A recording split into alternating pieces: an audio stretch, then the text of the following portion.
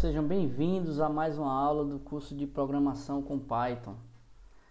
E hoje nós vamos falar sobre funções, um tópico extremamente importante para a programação, não só em Python, mas em várias linguagens de programação. Bom, até agora nós temos realizado algumas chamadas de função, né? Nos códigos anteriores que nós aprendemos, utilizamos algumas chamadas de função. Quando a gente faz um print e dentro dos parênteses a gente passa alguns argumentos, a gente chama de argumentos ou parâmetros, isso que vai dentro dos parênteses na chamada de função. O que nós estávamos fazendo é chamar uma função print, que é uma função que já foi implementada em algum lugar do Python e que o interpretador sabe que quando ela é chamada é para que seja impresso na tela o que foi passado como parâmetro ou como argumento. Nós já usamos, por exemplo, a função len, onde você passa como parâmetro uma lista, né? Onde você passa o nome da lista, e a função len, o que é que ela faz? Ela imprime o tamanho dessa lista. Nós já usamos a função append, e a função append é uma função implementada para listas, que quando chamada, ela adiciona nessa lista que chamou a função, o que a gente passou como argumento ou como parâmetro. Já usamos a função max, que calcula o valor máximo de uma lista. Já usamos a função int, onde a gente passa, por exemplo, um valor float e ele é transformado para inteiro. A gente já usou a função float, onde você passa, por exemplo, uma string e esse valor é transformado para ponto flutuante, e muitas outras funções. Então, o que é uma função? Uma função é um pedaço de código que já foi implementado em algum lugar e que você pode depois fazer a chamada dessa função para que o que foi implementado para essa função seja executado. Então, o que é uma função? Uma função nada mais é do que um bloco de instrução que pode ser invocado de qualquer parte do código. Ou seja, uma operação pré-definida. Você predefine uma função, você descreve como uma função deve se comportar, e aí depois você pode usar indefinidamente esse comportamento, chamando por essa função. Então, uma função ela vai ser composta por um nome, os parâmetros ou argumentos, né, que é opcional. Pode ser que você possa implementar uma função que não tem parâmetros. Você tem um bloco de instruções ali dentro, né, que quando a função for invocada, aquele bloco de instruções vai ser realizado. E nós podemos ter um retorno, que também é opcional. E o retorno nada mais é do que uma diretiva que diz o que é que deve ser retornado para o código que invocou essa função, para a parte do código que invocou essa função. Vamos entender cada um desses pontos, né, de forma mais detalhada. Então, vejam aqui um exemplo de função, onde para que a gente defina uma função, a gente tem que dizer para o Python que isso é uma função. E a gente usa isso, para fazer essa definição, a gente usa o def. Certa palavra reservada def, ela diz para o Python o seguinte: olha, esse cara aqui, que eu chamei de nome função, é uma função. E ela recebe esse conjunto de parâmetros aqui, 2 pontos. Dentro da função, eu posso fazer, né, escrever meu bloco de instruções, o bloco de código que deve ser executado quando em algum momento essa função for chamada. Sempre prestem atenção na indentação, porque isso aqui é um bloco de instruções. Se esse bloco está dentro dessa definição de função, então eu tenho que ter, né, esse espaçamento aqui. Isso da mesma forma que a gente fazia com o if else, com o while ou com o for, por exemplo.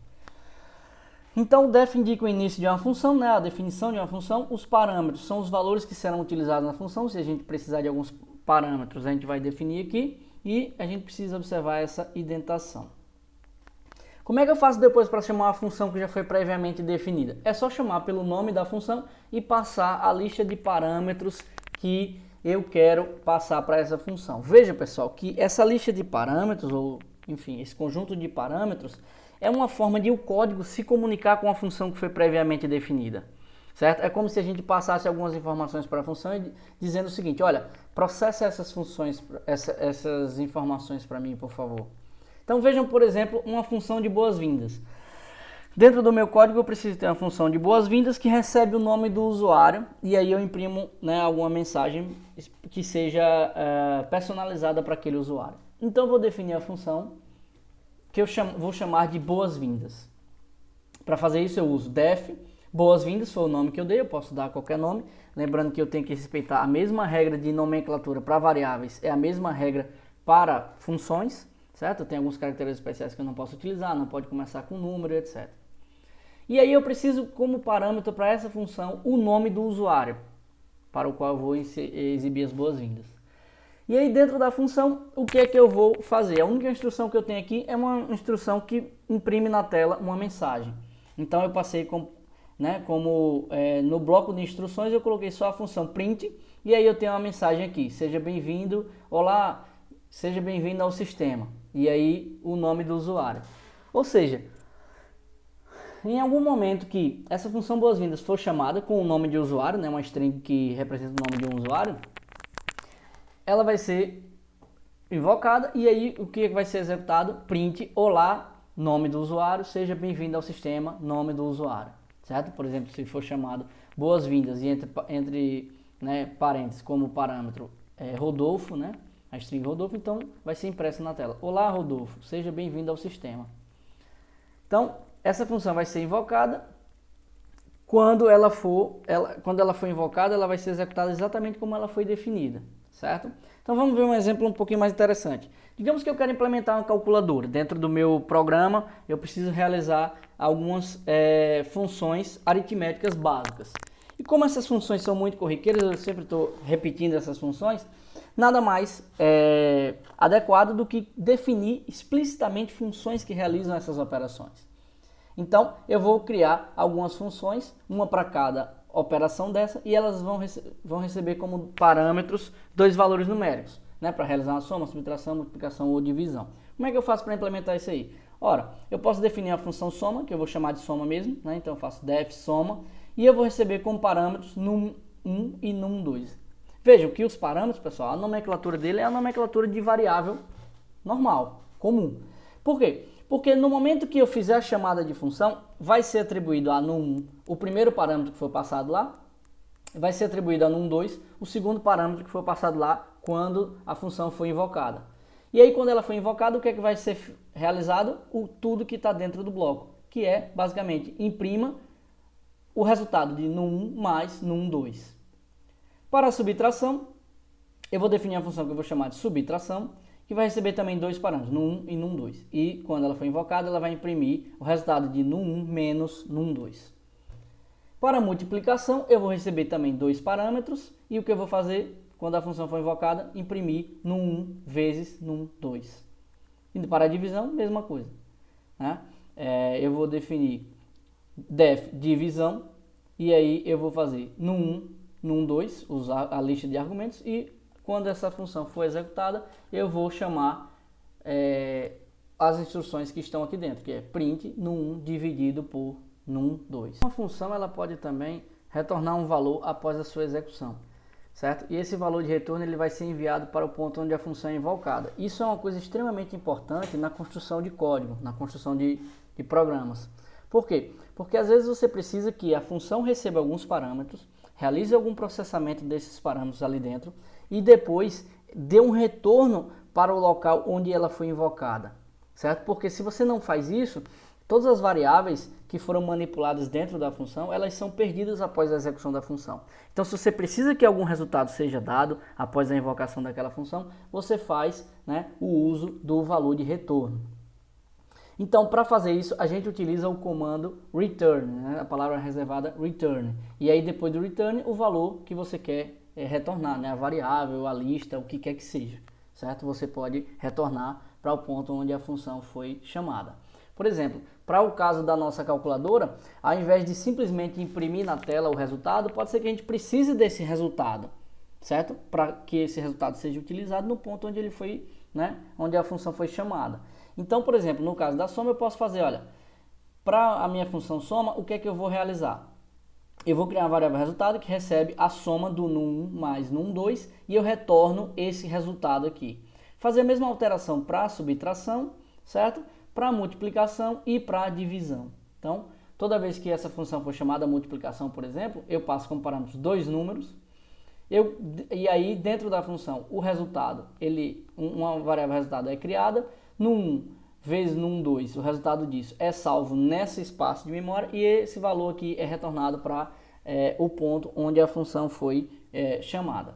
Então, por exemplo, digamos que nós implementamos essas quatro funções da calculadora em um arquivo chamado calculadora.py. É bem interessante fazer essa divisão das funções em arquivos diferentes para que a gente fique mais fácil de fazer a manutenção de código depois. Então, a gente acaba criando arquivos com funções que são relacionadas para que depois fique logicamente mais fácil de saber onde é que essas funções estão, já se for o caso de a gente precisar, por exemplo, fazer alguma manutenção, alguma alteração ou atualização de código. Então, eu criei as 4 funções e salvei no arquivo calculadora.py. E aí o que é que eu estou dizendo? Olha, do arquivo calculadora.py importe asterisco, ou seja, importe tudo. Importe todas as funções que tiver lá. Se você quisesse importar apenas uma função, você poderia nomear aqui uma ou duas funções, né? Separando por vírgula. Então, o que foi que eu fiz? Olha, eu criei uma variável número 1, que recebe o valor 3, e número 2, que recebe o valor 5. E aí, veja o que eu fiz aqui. Eu criei uma variável sum, que recebe a função soma, passando e comparando número 1 e número 2. O que foi que eu fiz aqui? Como é que o interpretador Python interpreta essa instrução aqui? Olha, ele faz o seguinte, ele viu aqui que isso aqui é uma função soma, que recebe 2 parâmetros, número 1 e número 2. Ele vai observar, em algum lugar nesse arquivo, ou no arquivo que foi importado, existe uma função chamada soma, e aí ele vai lá, olha e diz, sim, realmente existe uma função chamada soma que recebe 2 parâmetros. Então, o que é que ele faz? Eu atribuo o número 1 a num1, e eu atribuo o número 2 a num2. Ou seja, num1 recebe o valor 3 e num2 recebe o valor 5. E aí, beleza. Quando essa chamada de função é realizada, eu paro a execução aqui e vou para a execução da função. Eu venho para cá e vejo, crio uma variável chamada resultado, que recebe 3 mais 5, 8, guarda esse valor aqui e retorno 8, certo? Para onde ela foi chamada. Ou seja, sum, a variável sum, vai receber o retorno dessa execução aqui, que é 8. Quando eu mandar imprimir na tela sum, vocês vão ver aí, quando vocês fizerem, né, replicarem esse código, vocês vão ver que vai ser impresso na tela o valor 8. Depois tem essa linha aqui, onde eu chamo um print para a subtração de número 1 e número 2. Novamente, o interpretador vai observar se existe nesse arquivo ou no arquivo que foi importado alguma função chamada subtração. Ele encontra a função e aí ele vai executar o que está lá dentro. E o que é que está lá dentro?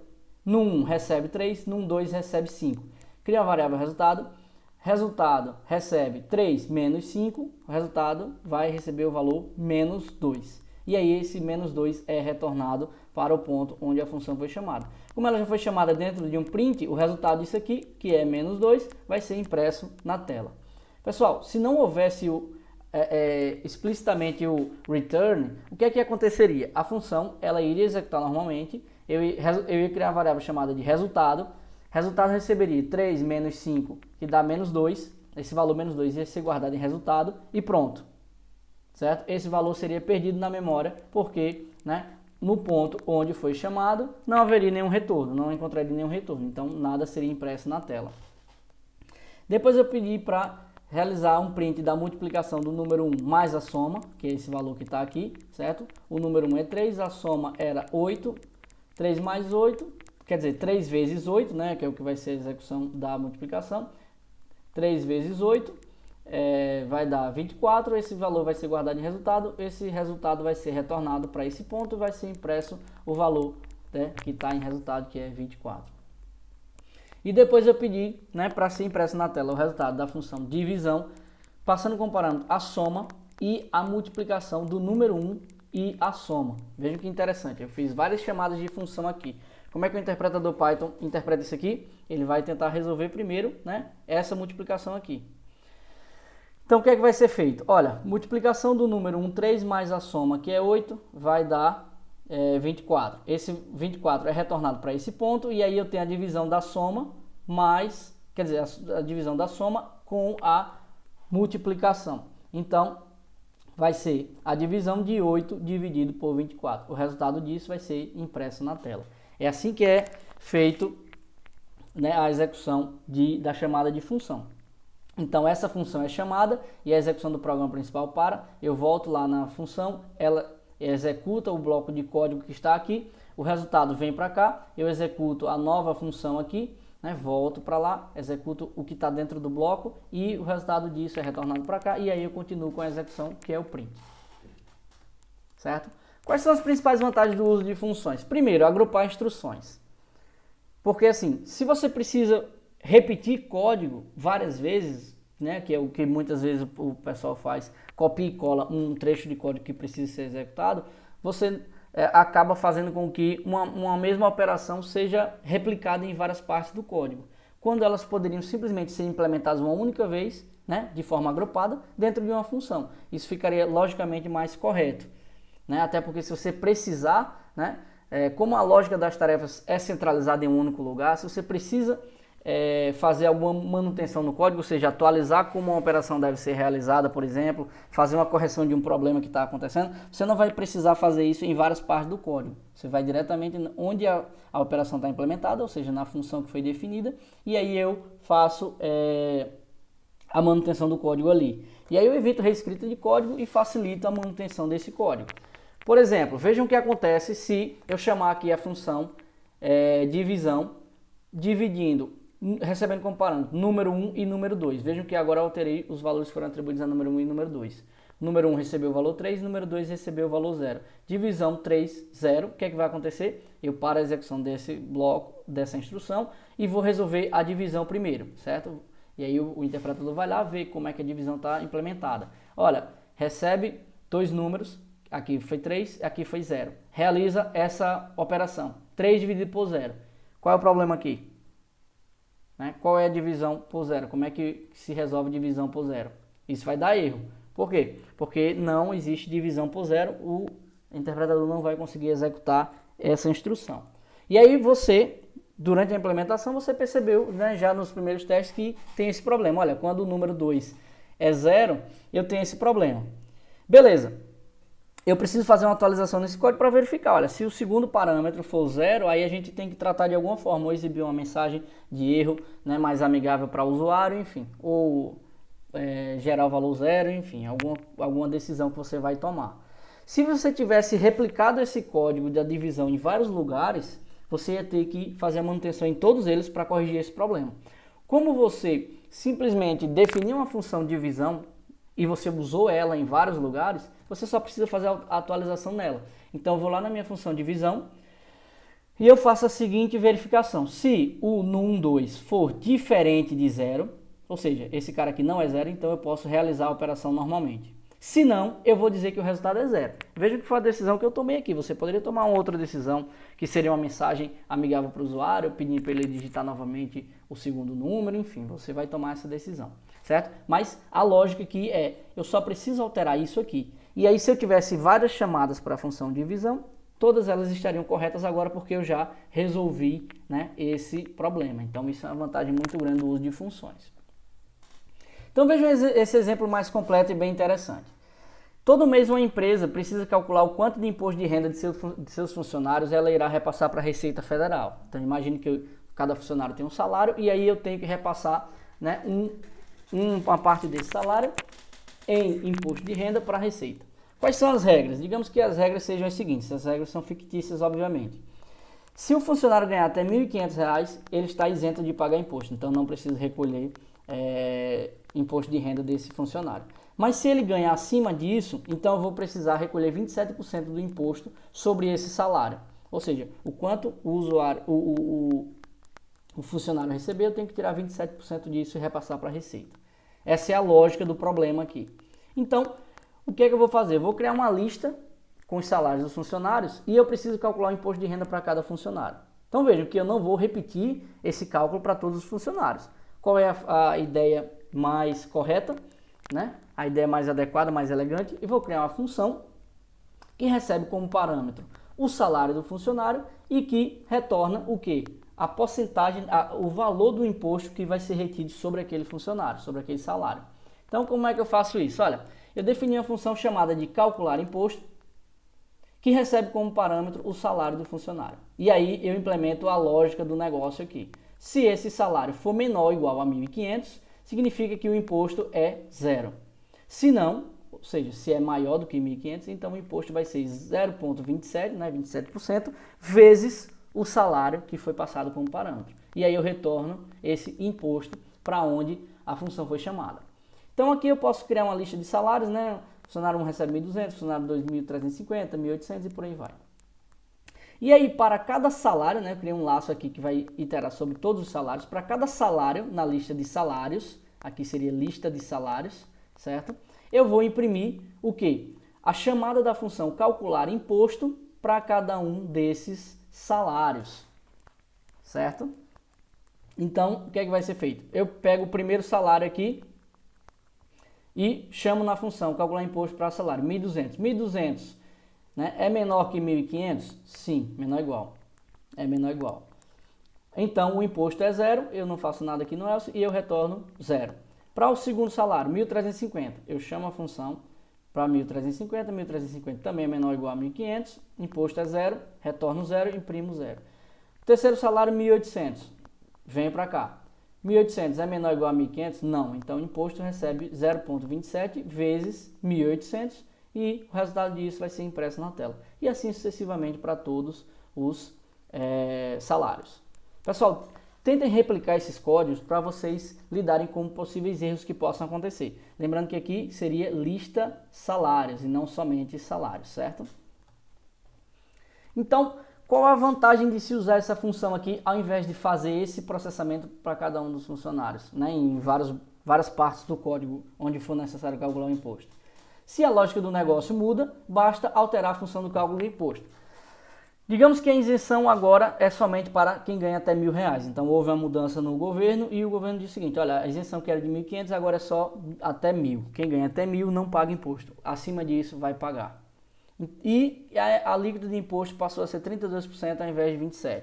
Então vejam, eu preciso atualizar a função que calcula o imposto. Ou seja, se você implantou esse software lá para o seu cliente, lá na empresa dele, ele vai ligar para você e pedir para você fazer uma atualização no sistema.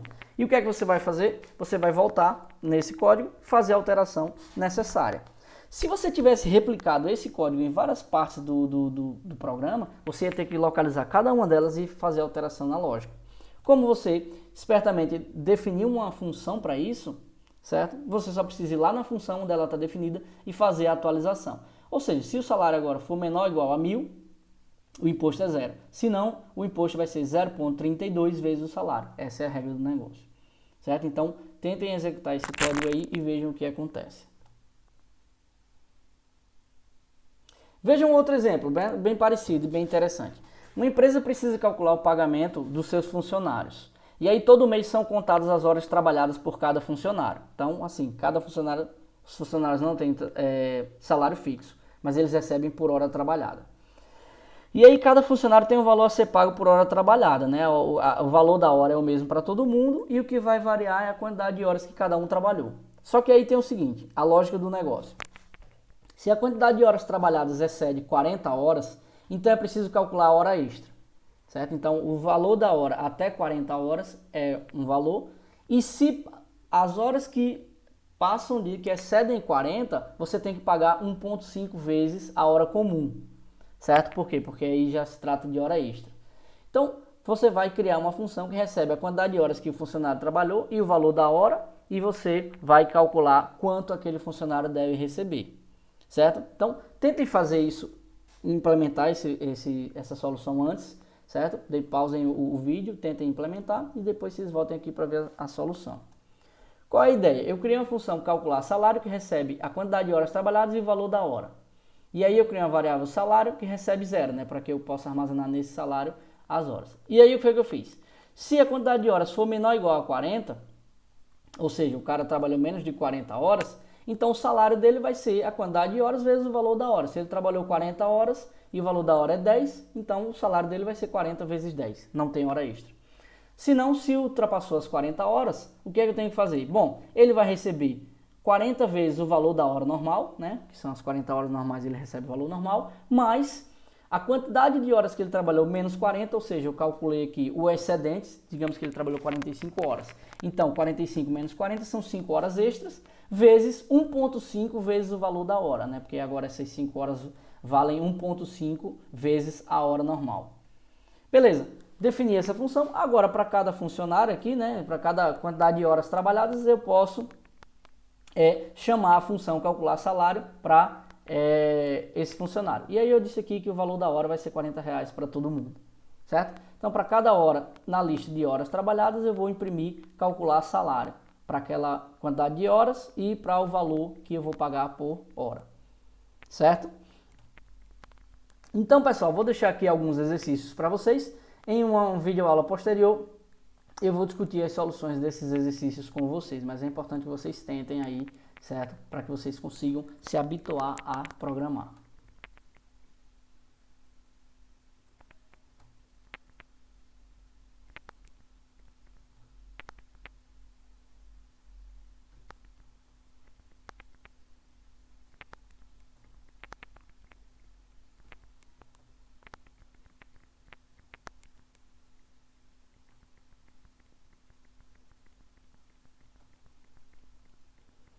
Então é isso, pessoal. Espero vê-los nas próximas aulas aí, certo? Não deixem de praticar a programação. Qualquer dúvida podem me mandar e-mail.